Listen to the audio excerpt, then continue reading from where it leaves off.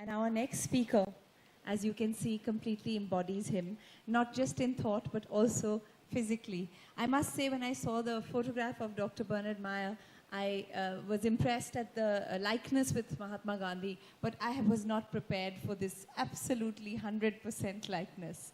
So, ladies and gentlemen, just to tell you a little bit that Dr. Bernard Meyer began his justice and peace career as a Roman Catholic priest in Cleveland, Ohio. He has been for the last 43 years emulating Gandhi ji in his words, actions, and of course, as you can see, the way he looks. And I don't want to take any more space or time from him, because with such a presence, you don't have to speak, you don't have to assert. The stage is all yours. Bernard Meyer. Brothers and sisters, I am very happy to be here. I wish my voice was better, but I hope you get my message. Several years ago, I was invited to a Anuvrat conference, and the friend of mine from the United States who initiated the invitation told me a story about Acharya Tulsi, which means a lot to me. It's my favorite story about him. He was at a conference and he said, "I do not believe in world peace." And this surprised everyone there. What do you mean? How can the leader of the Jain Therapist sect not believe in peace? And they questioned him. What do you mean? His Holiness explained that for world peace to happen at a particular time, every person would have to be enlightened at the same time. That is not possible.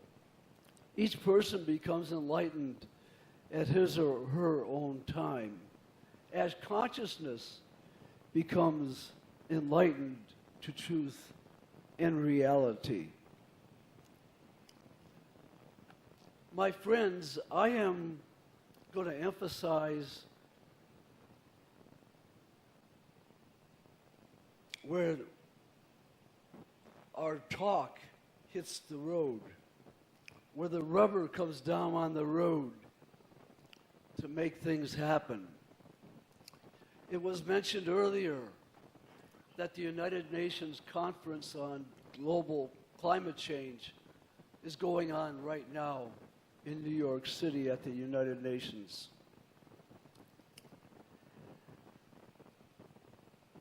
The latest report of the Intergovernmental Panel on Climate Change is the most disturbing yet. And I will just emphasize a couple of points about that. It talks about climate being severe, pervasive, irreversible. The word risk is used 351 times. Vulnerable or vulnerability 61 times. Irreversible 48 times. And the report found that companies and governments identified reserves of these fossil fuels at least 4 times larger than could be safely used if global warming is to be held at a tolerable level. Previous speaker mentioned brick walls are made for becoming creative. This climate change is our human brick wall for us to overcome. We must work on that. To me, I am sad that India and China are not attending this intergovernmental conference at the UN.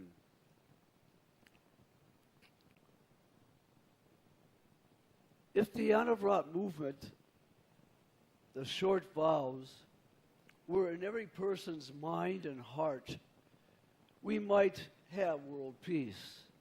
I think we would. However, because it is impossible for every person to become enlightened at the same time, as Acharya Sri Tulsi said, we cannot wait for that time. Therefore, we must address peace as a systemic problem. We must work for systems that do no harm.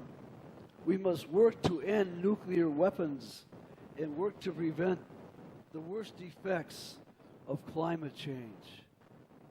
We must create laws and ways of life that do not destroy life on Earth, ways of life that make it possible to go on. Look around the world today. 7 billion people, the population of the Earth, in hundreds of nations, many of them at war. The most powerful nations, militarily and financially, dominate these events. And we look at the situation. Despite the United Nations Non-Proliferation Treaty, which requires nuclear nations to abolish nuclear weapons, the Cold War is reviving between the West and the East due to the conflict in Ukraine, led by the United States. And an arms race begins again. Then we have the climate crisis, growing daily with estimates that the Earth's temperature will increase 6 to 8 degrees centigrade during the 21st century, unless measures are taken immediately and drastically to reverse course. These two realities are only the most prominent challenges. Natural resources, food, water, and other needs are causing hardship and death around the world. The United Nations appears helpless. On August 6th of this year, the 69th anniversary of the bombing of Hiroshima with the atom bomb, an 86-year-old victim of the bombing, Anuvrat, said, "War makes people crazy." The A-bomb was dropped in Hiroshima and also in Nagasaki. And I think the atom bombs were dropped not just on our cities, but on the whole human beings. So I have many times to talk about what my experience of the atom bomb, but if the next one, the third atom bomb, is to be dropped, then the Earth will be eliminated. I want people to understand this is going to be, the Earth is going to be annihilated. So whenever I talk, I want them to understand this. That's the end of his quote. Natural catastrophes have always challenged humans. Earthquakes, flooding, volcanoes, storms, asteroids. Now we have the human-created threats, massive threats from nuclear weapons and nuclear power, intolerable heat causing drought, fires, sea level rise, ocean acidification, massive storms. The age we live in is called the Anthropocene age. We are causing our own life threats, destruction of our own environment, and destruction of our own lives, along with all. Instead of pursuing nuclear disarmament, India and Pakistan could cause untold destruction if they turn loose their nuclear weapons. We live in a very insecure world, yet national security is the reason given by the government for the weapons and the way of life causing destruction of the environment. In June, I fasted for a week outside the port of Olympia, inviting the port leaders to stop importing ceramic sands used for extracting oil and natural gas from the North Dakota wells.